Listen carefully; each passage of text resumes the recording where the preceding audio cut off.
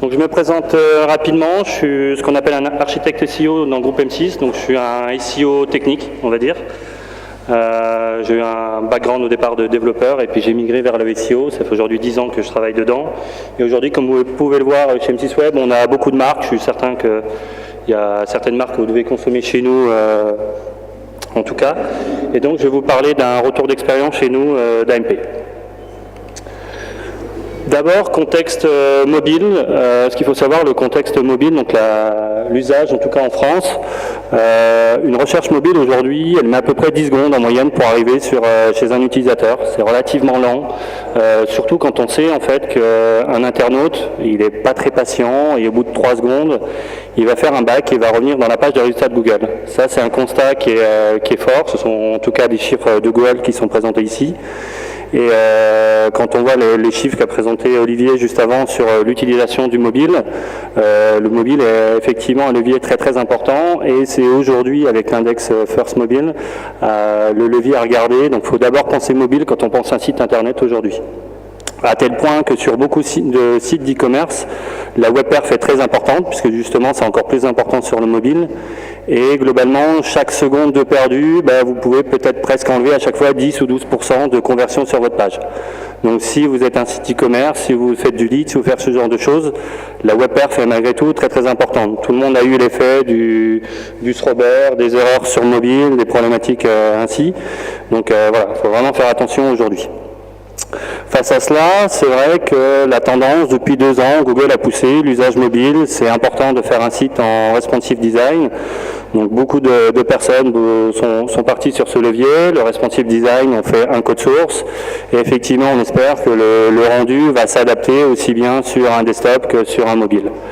C'est vrai, en tout cas, un seul code source, malgré tout, ça pose pas mal de problèmes sur la web perf, puisqu'en fait, sur la version mobile, justement, on n'a pas exactement la même version affichée que sur un desktop.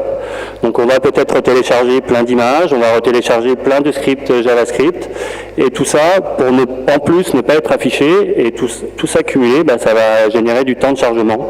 Donc c'est une vraie problématique. Et quand on travaille sur la web perf mobile, le responsive, justement, c'est une vraie plaie, parce que justement, faut vraiment faire attention au chargement des images, au JS et ainsi de suite. Donc ça peut coûter relativement cher.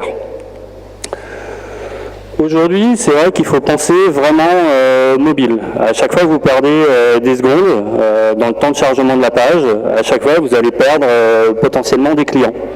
Alors, il y a des études qui sont peut-être un petit peu vieilles, mais par exemple chez Amazon, à chaque fois qu'il y a des problématiques de juste 100 millisecondes, sur certaines périodes, ça peut influencer jusqu'à 1 seconde sur ses ventes, 1% de ses ventes, pardon.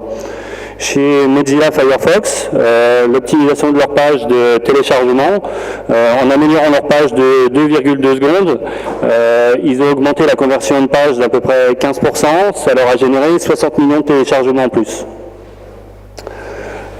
Campagne d'Obama, différentes versions, en A/B testing, il y en a une qui était largement plus performante que les autres, elle se chargeait 3 secondes plus rapidement. Il y a eu une conversion effectivement de 14%, ça a généré une trentaine de millions de dollars en plus. Donc la web perf est pas neutre, peut vraiment influencer pour beaucoup votre activité. Et Google en a effectivement conscience, parce que de toute façon, comme on l'a expliqué, Google est aussi une régie publicitaire. Josiane parle, en tout cas. Google en a conscience, les pages doivent se charger rapidement pour que la pub se charge également rapidement, sinon Google peut aussi perdre des internautes. Google en a eu conscience et depuis 2 ans a proposé une solution qui s'appelle AMP, donc pour Accelerated Mobile Pages. C'est un projet qui a 2 ans. On peut considérer que c'est globalement un framework. Google s'est rendu compte justement de ces problématiques mobiles et a décidé d'aider, alors que ce soit aussi bien les éditeurs, mais d'aider en fait toute personne sur Internet, lui proposer en fait une plateforme, une solution pour qu'au moins la navigation mobile et le rendu mobile soit hyper rapide. Donc Google travaille sur ce framework en tout cas et aide les internautes. Ce qui se passe également, aujourd'hui on est dans une logique de plateformisation des médias, à savoir que d'un côté vous avez tous les acteurs de type GAFA qui veulent maîtriser à chaque fois le web, veulent que les internautes passent le plus longtemps possible sur leur plateforme. Vous avez Facebook qui vous propose beaucoup d'activités, vous avez également Google, et donc ils ont un enjeu de vous laisser le plus longtemps possible sur leur plateforme. Donc la WebPerf est relativement très importante pour fidéliser. Dans le même temps, Google perd aussi beaucoup d'argent au niveau mobile, au niveau des apps, parce qu'il y a une partie sur iPhone par exemple où s'il y a une surconsommation d'applications mobiles, c'est une partie de monétisation qu'il ne peut pas avoir. Vous avez aussi d'autres leviers d'adblocking. Donc encore une fois, Google essaye de recentraliser la recherche, la réponse à l'internaute, pour revenir sur une page web qui soit aussi facile, lisible, intuitif pour l'internaute. Voilà. Cette solution AMP, je préviens dès le début, effectivement, dans les recommandations de Google, ce n'est pas forcément un critère direct SEO. Ce n'est pas parce que vous allez mettre AMP sur votre site que vous allez augmenter dans les positions de résultats de Google. Le projet se veut au départ éthique pour l'internaute, donc normalement, il n'y a pas de lien avec l'effet SEO. Je dis bien normalement parce que quand votre page se charge ultra rapidement par rapport aux concurrents, et on verra la visibilité que Google vous donne dans les pages de résultats de Google, finalement, ça vous met une très belle mise en avant et ça permet de drainer pas mal de trafic. Alors, comment déjà accéder à une page de résultats AMP ? AMP, aujourd'hui, c'est un format qui est poussé uniquement dans les pages de résultats de Google. Quand vous faites une recherche mobile, il y a un petit éclair. Alors, des fois, aujourd'hui, il est gris. Des fois, il y a le logo qui est marqué AMP. Des fois, il y a même des tests en A/B testing où il est vert. Donc, le résultat, initialement, il est proposé dès le départ sur la page de résultats de Google. Et aujourd'hui, sur mobile, quand vous avez un résultat MP, il peut apparaître dans les pages de résultats normales, dans un des 10 liens principaux. Il peut apparaître dans le carrousel à l'actu, donc si vous cherchez vous avez une recherche qui est en rapport avec l'actualité, tout en haut de votre page, vous avez un carrousel, donc il va proposer par affinité et par préférence des URL AMP. Vous pouvez également avoir des carousels dans les recettes de cuisine, qui sont des contenus AMP. Vous avez aussi dans Google Images, il y a la possibilité de positionner de l'AMP. Et on a vu les featured snippets. Google fait aussi la différenciation. Et si vous avez une URL AMP, il peut, sur mobile, puisqu'il fait la différence de résultats sur mobile et sur desktop, vous proposer justement de mettre votre URL AMP dans les featured snippets.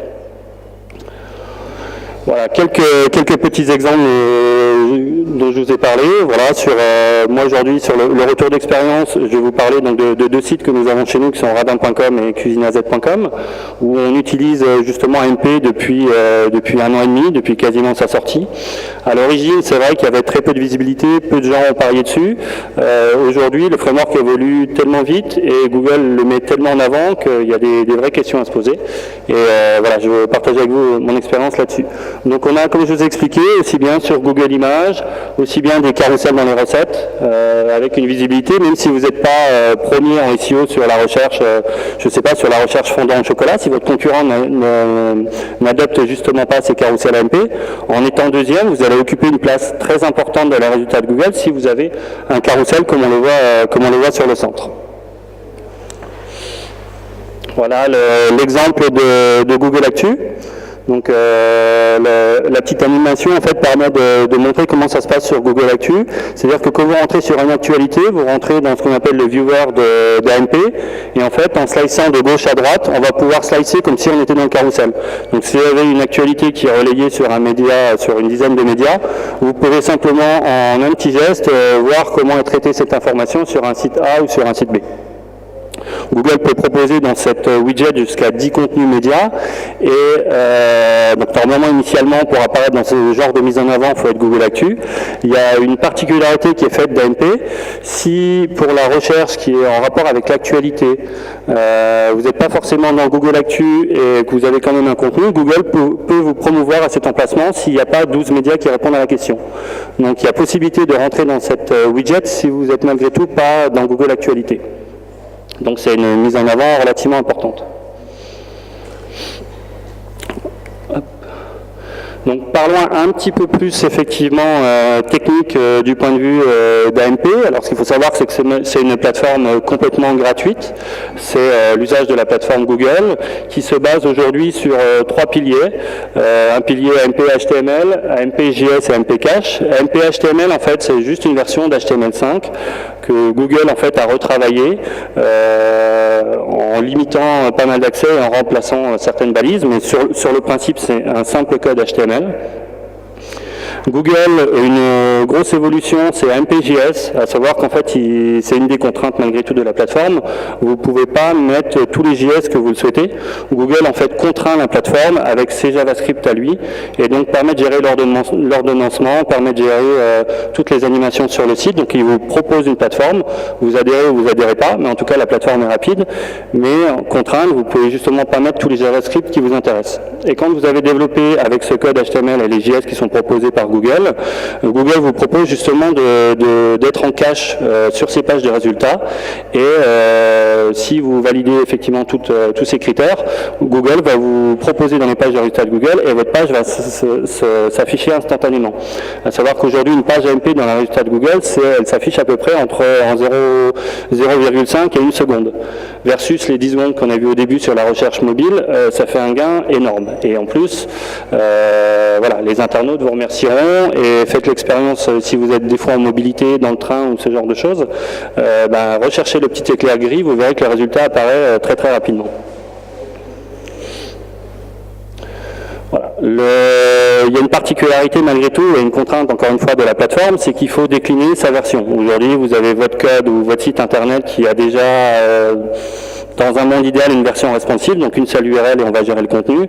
Vous avez besoin de générer aujourd'hui une même URL pour Google, donc de décliner un template pour le mobile. Voilà, c'est la contrainte effectivement aujourd'hui de Google, et quand vous faites cela, Google va vous proposer la page. Ça a aussi une notion assez importante, c'est quand vous allez cliquer sur un résultat dans les pages de Google, l'URL qui est affichée, comme on peut le voir sur la droite, ce ne sera pas une URL sur votre site, ça sera une URL qui sera hébergée chez Google. Voilà. Donc après, avec les outils d'analytics et tout ça, la visite vous sera rétrocédée, elle sera comptée chez vous, mais c'est aussi une contrainte du framework, c'est que la visite est opérée chez Google. C'est une des explications de pourquoi c'est rapide.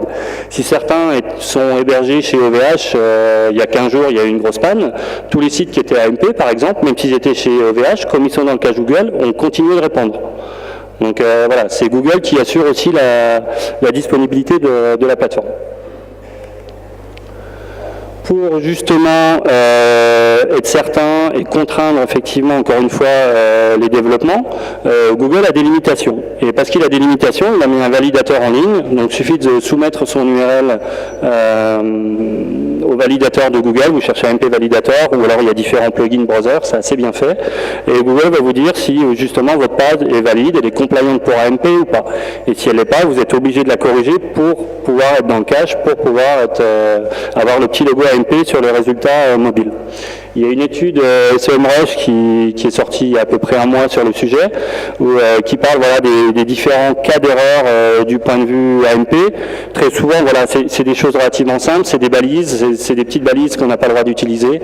Il y a des choses assez bêtes, des targets blancs sur un lien ou ce genre de choses. Google va jusque-là, jusqu'à interdire. Donc on utilise vraiment un code HTML basique, le plus light possible. Les scripts CSS qu'on peut des fois surcharger inline ou ce genre de choses, pareil, c'est complètement bloqué chez Google. Mais voilà. Aujourd'hui en France, il faut reconnaître qu'il y a très peu de médias qui sont forcément lancés dedans, qui ont joué le jeu réellement à créer des sites avec un vrai rendu AMP. Aux États-Unis, c'est relativement différent. Il y a des médias qui jouent vraiment le jeu. C'est pas simplement pour voir du contenu de type news. Sur AMP, on peut, même si c'est avec le player vidéo de Google, même si c'est ce genre de choses, on peut malgré tout avoir un contenu riche. On peut y mettre de la publicité, on peut avoir un formulaire pour récupérer des contacts, on peut mettre de la vidéo, faire des carousels. C'est devenu un vrai framework mobile. En France, on n'a pas encore réellement pris ce parti. AMP est surtout utilisé par les sites médias juste pour être présent dans Google Actu, mais il n'y a pas encore d'expérience réellement sur AMP. Aux États-Unis, eBay, par exemple, sur certaines de ces catégories, est déjà AMP. Donc AMP arrive également sur l'e-commerce. En France, malheureusement, ce qu'on retrouve, et c'est un discours que j'entends beaucoup quand je discute avec des collègues SEO, c'est que beaucoup n'aiment pas MP. Alors après, effectivement, on adhère ou on n'adhère pas à la plateformisation, puisque forcément, on est obligé d'aller vers Google. L'URL, en plus, quand elle est vue chez l'internaute, elle est sur le domaine Google, elle n'est pas sur son domaine. Mais on a beaucoup de sites qui activent simplement MP avec un plugin type sur WordPress, Drupal et ainsi de suite. Et malheureusement, on arrive à des contenus qui sont un peu sans vie. On a à peu près tous le même design. C'est juste pour relater de l'information. Et donc, les gens qui activent AMP s'attendent à avoir de bons résultats. Et en fait, ils se rendent compte que c'est même pire qu'avant, puisqu'ils n'ont même pas fidélisé. On ne sait pas toujours sur quel site on se trouve quand on a juste activé AMP depuis un plugin. Aujourd'hui, là c'est un petit peu barbare effectivement, mais c'est les composants qui sont techniques qu'on peut utiliser sur AMP, donc on peut mettre des formulaires, on peut avoir des carousels, on peut mettre de la pub, on peut mettre des systèmes de notation, il y a vraiment beaucoup on peut intégrer des flux Twitter, on peut intégrer des flux Facebook, voilà, donc on peut vraiment créer aujourd'hui un site internet complet avec AMP. Il reste malgré tout une contrainte aujourd'hui assez importante pour vraiment dire on fait un site complet, c'est que dans la mesure en fait où il y a un cache de chez Google qui peut être distribué à différents endroits, on ne peut pas poser de cookies. Donc le fait de ne pas poser de cookies, on ne peut pas complètement targeter son internaute, on ne peut pas forcément le loguer, il ne peut pas se loguer sur la plateforme. Donc au moment où, si on est sur un site e-commerce et qu'on a besoin de se loguer, à ce moment-là, dans l'état aujourd'hui, on va être obligé de repasser sur la version responsive. Juste pour la partie login. Mais en fait, la vision de Google, c'est d'utiliser AMP comme une super landing page hyper rapide. L'internaute arrive tout de suite son résultat entre la recherche Google et votre site. Et après, il a d'abord un premier engagement, donc il n'est pas retourné dans Google. Il y a un premier engagement, il consomme du contenu chez vous. Et s'il y a des actions qui nécessitent effectivement de traquer, d'aller un peu plus loin, rien n'empêche de lui faire un lien et vous revenez sur votre site mobile classique. Voilà, un tout petit peu de technique et après je passerai juste pour montrer la simplicité technique en fait pour intégrer AMP. Je vais prendre un composant carrousel. S'il y a des développeurs effectivement dans la salle, c'est des fois compliqué de développer un simple carrousel image avec un peu d'autoplay avec ce genre de choses. Chez Google AMP, ils ont mis en place assez facilement. Vous avez juste l'include du JS à mettre dans votre fichier head et après il y a une petite balise qui est AMP carrousel et AMP image et ça y est, c'est fini. Vous avez un carrousel qui est responsive, qui est sur tous les médias assez facilement. Voilà. Il y a même un composant WYSIWYG en ligne où vous allez directement taper votre code source sur la colonne de gauche. Colonne de droite, vous avez directement votre résultat et tout en bas à gauche, il vous dit même également si votre page est valide AMP en temps réel. Donc vous pouvez développer votre page AMP sur cette interface. Dès qu'elle est valide, vous copiez le code, vous le mettez sur votre page HTML et ça y est, elle est AMP compliant, elle peut être parsée par Google. Ça a aussi un avantage, malgré tout, de mettre, on va dire, un petit peu les mains dans le cambouis comme ça. On va dire, c'est pas péjoratif, mais un simple intégrateur web HTML CSS peut développer des pages AMP en mettant pas mal de dynamisme dedans, de composants carousel, ce genre de choses. Vous n'avez pas besoin d'avoir forcément un Top Gun de JavaScript pour pouvoir dynamiser vos sites. L'adoption d'AMP en France. Alors, comme je vous expliquais tout au début, AMP est essentiellement intégré aujourd'hui chez les médias. Ce qui est vrai aussi, c'est qu'il y a 2 ans, quand AMP est sorti, il y avait très très peu de fonctionnalités. Parce que je vous parle des carousels et ainsi de suite, c'est vraiment quelque chose qui est fréquent depuis 6 mois. On se rend compte que beaucoup de gros médias utilisent AMP, à tel point qu'aujourd'hui, par rapport à leur audience globale, sur certains sites, en moyenne, ça représente entre 20 et 30% d'audience qui est fait sur le support AMP. Donc c'est vraiment un levier d'acquisition pour les médias, en tout cas très très important. Malgré tout, il y a après des histoires idéologiques, des problématiques de monétisation, il y a quand même malgré tout des médias qui refusent de passer sur la plateforme AMP. On peut citer Le Monde, L'Équipe et tout ça, mais si on prend l'exemple du Monde, sur Google Actu, il est beaucoup moins visible qu'avant. Bon, après ils ont décidé de ne pas aller sur AMP, c'est toujours le jeu avec Google, on adhère pas, mais il y a quand même des médias qui décident de ne pas y aller. Et aujourd'hui, une étude proposée par Virginie Clèves, présentée au Blend Web Mix il n'y a pas longtemps, relatait en fait les pages de résultats sur mobile, où aujourd'hui vous avez presque 90% des pages sur mobile qui contiennent au moins un résultat AMP. Donc aujourd'hui, AMP est quasiment partout. Donc maintenant, voilà, je vais vous faire j'ai présenté à peu près la plateforme AMP, un petit retour d'expérience voilà, sur l'usage qu'on a chez M6 Web aujourd'hui d'AMP. On a des sites qui ont différents leviers d'acquisition, il y en a qui sont très Google, comme beaucoup de sites. Très souvent, on a une acquisition qui est à 60-70% en provenance de Google. On a d'autres marques qui sont plutôt axées sur Facebook. On a des sites internet comme Fourchette et Bikini, Croquilo, qui ont effectivement un levier quasiment 100% Facebook.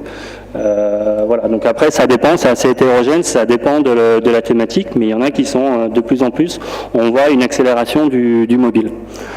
À tel point que sur les recettes de cuisine, par exemple, c'est très présent sur les recettes de cuisine. Et donc on avait envie de tester ce format qui était promis par Google, puisqu'on est aussi un gros groupe média. Notre système, notre business model en fait, c'est comme beaucoup de médias, c'est de vivre des pages vues, c'est de vivre par la publicité. Et malgré tout, la publicité, ça ralentit pour beaucoup les sites, les web perfs. Et sur mobile, effectivement, on peut avoir beaucoup plus de difficultés à monétiser une page vue sur un mobile par rapport à un desktop. Et aujourd'hui, comme sur beaucoup de sites, notre audience mobile dépasse l'audience desktop. Donc forcément, il y avait une remise en cause nécessaire sur qu'est-ce qu'on propose, quelle expérience sur mobile pour améliorer l'expérience de l'internaute et améliorer aussi notre monétisation. Voilà, donc sur radin.com aujourd'hui, ce qui est un site assez basique de code promo et qui a aussi une grosse communauté newsletter sur laquelle on propose des médias. On a mis en place AMP, donc c'est assez léger à mettre en place. On a 2 templates de pages. On n'a pas un CMS type WordPress, ainsi de suite. C'est vraiment fait maison. On a mis un développeur sur le projet. Ça a été développé en 5 jours, donc c'est assez rapidement. Au bout d'une semaine, c'était en prod. Et on a utilisé les composants basiques. C'est vrai qu'on n'a pas été très loin sur les carousels, ce genre de choses qui sont seulement fréquents. Là, on a vraiment quelque chose d'assez basique. Même sur les pages de code promo, on commence aujourd'hui à faire du test and learn sur cette partie code promo, de justement décliner nos pages en format AMP. Et voilà, même si c'est pas aujourd'hui une partie stratégique, le contenu qu'on a sur la partie AMP, depuis qu'on l'a mis en place, voilà, après ce sont les chiffres de croissance. L'audience sur ce levier AMP croît tout doucement. Mais aujourd'hui, on a à peu près 8000 pages qui sont sur ce format AMP.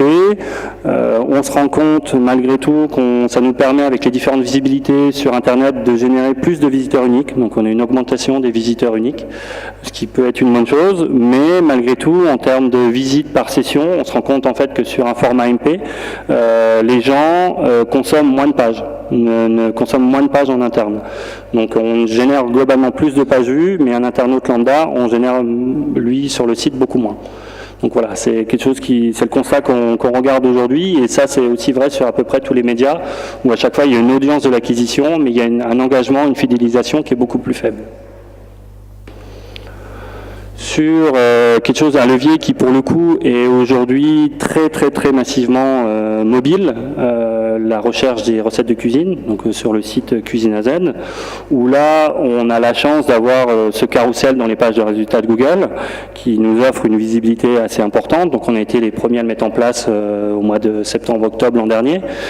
Désormais nos concurrents font effectivement la même chose, mais vous pouvez chercher une recette de fondant au chocolat, vous avez le carrousel, et après simplement quand vous êtes dans le carrousel, comme on l'a vu sur Google News, vous pouvez passer d'une recette de fondant au chocolat à une autre pour voir un peu les différents composants de la recette. Aujourd'hui, les recettes de cuisine, on a à peu près 45 000 pages sur les recettes de cuisine. L'audience est en croissance. Alors là, j'ai pas mis les chiffres jusqu'aujourd'hui en toute transparence, puisque là, on rentre dans une période assez stratégique du point de vue de notre audience. Et j'ai pas mis les derniers chiffres, mais on a une audience croissante en fait sur le média AMP. Aujourd'hui, ça nous représente à peu près sur un site, comme Cuisine AZ, on va générer en moyenne sur l'année à peu près 4 à 5 millions de visites qui sont faites sur AMP à peu près par mois. Par rapport à ce levier. Aujourd'hui, AMP fait plus de visites, justement sur les formats AMP, font plus de visites que sur notre version mobile responsive. Et donc on a effectivement le même constat, à savoir qu'on augmente les visiteurs uniques, mais en interne, les gens vont pas consommer beaucoup plus de pages, on a même tendance à consommer beaucoup moins de pages. Après, c'est aussi des fois une des problématiques qu'on peut avoir sur les sites médias, c'est qu'on essaye de répondre effectivement très bien à la réponse de l'internaute. Très souvent, on est très bien placé dans les pages de résultats de Google, et donc quand les gens cherchent une recette de fondant au chocolat ou ce genre de choses, on offre directement la réponse. Très souvent, ils vont pas, si la réponse leur plaît pas, ils font un bac, ils vont dans Google, ils vont voir le concurrent. C'est pour ça qu'il n'y a pas forcément toujours un gros usage en interne. Comme j'expliquais, il faut être Google compliant par rapport à AMP. Donc si des fois vous avez une mise en prod et que voilà, vous avez rentré une balise qui est pas conforme à ce que Google souhaite, bon, bah, vos pages AMP peuvent ne plus se retrouver dans les pages de résultats de Google avec le petit logo AMP. Vous pouvez avoir de toute façon dans la Search Console, vous avez une petite vue de vos pages AMP qui sont annexées. Aujourd'hui, bon voilà, comme j'expliquais, on a un peu moins de 50 000 pages AMP des recettes de cuisine sur Cuisine AZ. On a eu un petit fail début du mois d'octobre, on a eu un petit loupé sur les scripts CSS. Il y a eu simplement un point d'interrogation important qui est mis en place, qui a été mis en place juste sur un composant, donc quelque chose d'assez basique en termes de CSS, qui pour le coup est blacklisté par Google. On n'avait pas forcément regardé et assez rapidement, ça a été mis en prod et on se rend compte effectivement de la petite courbe bleue qui est mon nombre d'URL, la petite courbe rouge qui est le nombre d'URL en erreur, donc les deux courbes se croisent. Donc en une semaine, Google ne faisait plus la promotion de nos pages au format AMP, mais faisait la promotion de nos pages au format responsive classique. Ça a permis de revoir quelque chose d'assez important. Donc là, c'est de l'analyse de log, comme on peut très bien le faire avec OnCrawl. Donc effectivement, sur la même période, on voit à la période où en fait nos pages n'étaient plus AMP, donc Google ne venait plus nous crawler comme à l'accoutumée. Avant, on va dire, avec le volume de notre site sur le segment spécifié, Google nous mangeait à peu près 500 000 ressources par jour, entre 4 et 500 000 ressources par jour. Dès que AMP n'est plus compatible, on redescend à 100 000. Donc pourquoi cela? C'est assez simple, comme j'ai expliqué, la page de résultats chez Google elle est en cache. Donc en fait Google a besoin d'espérer d'avoir la dernière version et donc il va vous surconsommer et il va venir en permanence sur votre page pour voir est-ce que la page a changé. Donc le fait d'activer AMP multiplie à peu près par 4 le crawl de Google. Et le graphe qui est en bas en violet, on voit en fait qu'aujourd'hui sur un site comme Cuisine AZ, ce sont les pages AMP représentent à peu près en moyenne représentent à peu près 80% du crawl. Ce crawl, quand on l'active, en fait, on se rend compte que c'est simplement c'est du crawl additionnel, à savoir que les autres pages n'en pâtissent pas. Google consomme tout autant le reste du site, mais sur les pages AMP, il les surconsomme. Voilà. Donc malgré tout, c'est toujours une bonne chose que Google surconsomme les pages. Mais voilà, si des fois vous l'activez AMP sur un site et vous voyez votre courbe dans Google, dans la Google Search Console, votre courbe bleue augmenter, c'est pas critique non plus, mais voilà, l'explication sera là en tout cas. Donc toujours sur la même période, en fait, le fait d'avoir activé, désactivé temporairement les pages AMP. Vous avez la courbe bleue en fait qui est sur le Google Analytics, qui est simplement mon audience responsive mobile, mon audience globale sur mobile. Vous avez donc les deux courbes, la courbe verte et la courbe orange, et on voit que les deux courbes se croisent. Et donc quand la courbe verte descend, qui était mon audience AMP, Google a simplement remplacé dans les pages de résultats, mis la version responsive.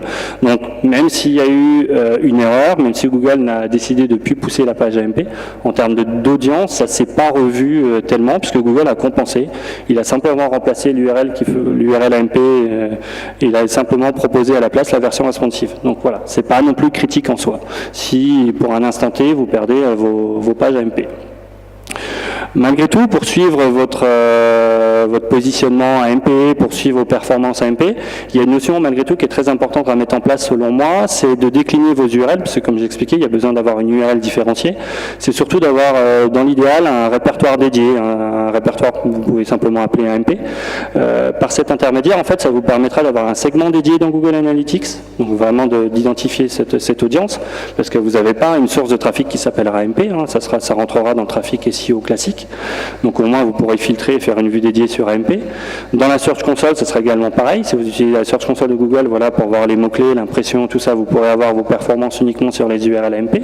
Et si vous avez un outil d'analyse de position, là j'ai pris un exemple MonitorRank, vous pouvez voir justement vos URL AMP qui sont positionnés dans les pages de résultats de Google ou pas. Donc voilà, ça permet effectivement de pouvoir suivre. C'est important d'avoir un répertoire AMP pour moi.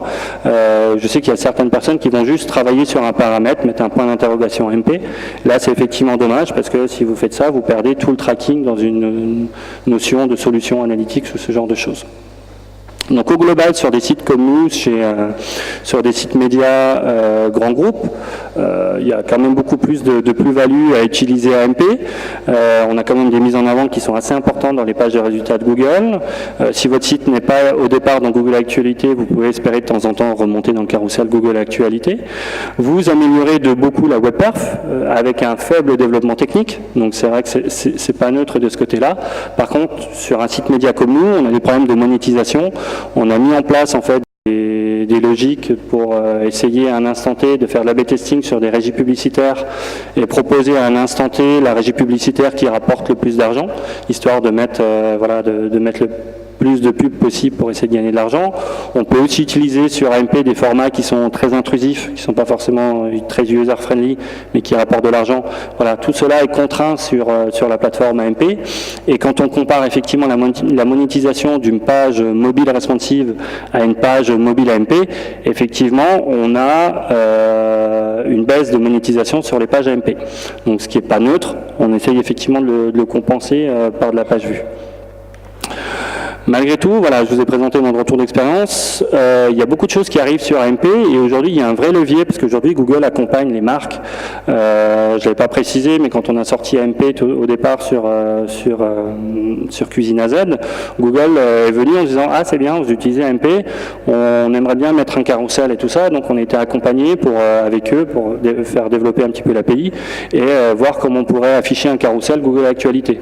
Google fait exactement pareil aujourd'hui et il accompagne des sites médias dans l'e-commerce pour justement promouvoir sa technologie AMP sur beaucoup d'autres sites e-commerce. Donc l'exemple qu'on voit en animation, bah là on se rend réellement plus compte, on ne sait pas qu'on est sur un site AMP ou pas. Aujourd'hui il y a des API qui évoluent, vous avez la possibilité de lire un flux JSON pour vos prix, pour votre commande, sur ce genre de choses, si c'est en stock ou pas en stock. Google avance sur des API de paiement en ligne, donc Google veut vraiment faire de ce framework vraiment un usage pour tout le monde. Et aux US, il y a de plus en plus de marques qui commencent à utiliser vraiment AMP pour l'e-commerce. En France, Google communique qu'ils ont accompagné Greenwiz, qui justement dans l'e-commerce, ils sont en train de communiquer pas mal là-dessus, et eux ont des chiffres où ils augmentent de 80% la conversion sur leur page, parce que globalement, ils ont divisé par 5 le temps de chargement, et ainsi de suite. Donc le levier principal aujourd'hui de Google, c'est d'encourager les marques d'e-commerce à basculer vers un format AMP. Comme j'avais expliqué, AMP, on a des problématiques de publicité, malgré tout. Dans le secteur de la publicité, ça bouge beaucoup. Dans les ad blocking, ça bouge beaucoup. Et à partir de janvier 2018, les règles vont beaucoup changer sur les problématiques de publicité. C'est-à-dire qu'il y a des formats très intrusifs, comme les interstitiels ou ce genre de choses sur mobile, qui en réalité rapportent beaucoup, puisque forcément, c'est des clics inopinés. Vous avez, quand vous mettez une interstitielle sur un site, même si en théorie, c'est pénalisable par Google, ça rapporte 10 fois plus qu'une simple bannière sur un site. Et donc Google, avec d'autres acteurs, Facebook est également dans le consortium, ils ont appelé ça Coalition for Better Ads, pour développer en fait des formats de publicité qui sont, on va dire, mieux intégrés, qui sont plus éthiques, voilà. Et donc dès aujourd'hui, de toute façon, sur AMP, vous êtes contraint, vous avez déjà les mêmes règles, et sur votre site à vous, à partir de janvier 2018, si vous ne respectez pas ces consignes, vous pourrez avoir des notifications de pénalité dans la Search Console. Et aujourd'hui, même Google va même un petit peu plus loin, il essaye d'avoir des formats un peu plus novateurs. Alors je ne vais pas rentrer dans le détail de la publicité, mais vous avez des nouveaux formats publicités qui peuvent apparaître, qui sont effectivement au-delà que la simple banner AdWords et ainsi de suite, et il va même encore plus loin avoir des formats parallaxes de la publicité ou ce genre de choses qui dans un premier temps réservent sur un format AMP. Donc c'est ce qu'on voit sur la partie de droite. Il y a aussi une notion très importante qui reste sur la WebPerf, donc les deux petites animations qu'on voit sur la gauche. Quand Google a lancé AMP, les pages de résultats de Google se lançaient en 2 secondes. Donc la pub se chargeait aussi en 2 secondes, c'est ce qu'on appelle les regular ads. Google a beaucoup amélioré sa plateforme en 1 an et demi, d'un temps de chargement moyen de 2 secondes, il est passé à 0,5 secondes, et du coup, désormais, il y a une problématique, comme on le voit sur la petite animation, c'est que le contenu se charge tout de suite en 0,5 secondes, mais que la pub va charger au bout de 2 secondes. Donc là, désormais, depuis, on va dire, à peu près 3 mois, tous les sites médias ont des revenus publicitaires qui baissent encore plus parce que la pub est mal intégrée et parce que, du coup, la pub arrive trop tardivement. Mais Google a déjà répondu, parce que comme vous le savez tous, Google est une régie publicitaire. Donc Google a déjà répondu, techniquement parlant, en améliorant et en faisant des AMP Ads. Donc aujourd'hui, c'est une technologie qui est possible d'implémenter. Malheureusement, il n'y a pas encore beaucoup d'annonceurs qui sont sur ce levier. Voilà, si vous avez des questions.